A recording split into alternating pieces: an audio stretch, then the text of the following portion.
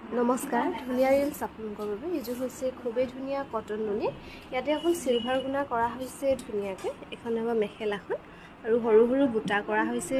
গোটেই কাপোৰটো ব্লাউজটো খুব ধুনীয়াকৈ বুটা কৰা হৈছে ইয়াতে এই কাপোৰটো আপোনালোকে ল'ব পাৰিব 2400 টকা আৰু এইযোৰ খুব ধুনীয়া হ'ব কালাৰটো হ'ব অকমান পিচ কালাৰ টাইপ ইয়াতে সিলভাৰ গুণা আৰু মেৰুনত খুব ধুনীয়াকৈ বুটাবোৰ কৰা হৈছে এখন হ'ব মেখেলাখন এই কাপোৰটো আপোনালোকে ল'ব পাৰিব 2300 টকাৰ ৰেডিটোৱে কৰি আৰু এইযোৰো হ'ব খুবেই ধুনীয়া কটন নুনি গ্ৰীনত হ'ব ইয়াতে সিলভাৰ গুণা আৰু ৰাণী পিংকত মিনা কৰি দিয়া হৈছে খুব ধুনীয়াকৈ চাদৰখনত সৰু সৰু বুটা কৰা হৈছে আৰু মেখেলাখন হ'ব এখন এই কাপোৰটো আপোনালোকে ল'ব পাৰিব 2400 টকাৰ ৰেডিটোৱে কৰি 2400 টকাত ধুনীয়াকৈ ল'ব পাৰিব আৰু এইযোৰো খুব ধুনীয়া সৰু সৰু বুটা কৰা হৈছে কালাৰটো হ'ব অকমান গোল্ডেন টাইপ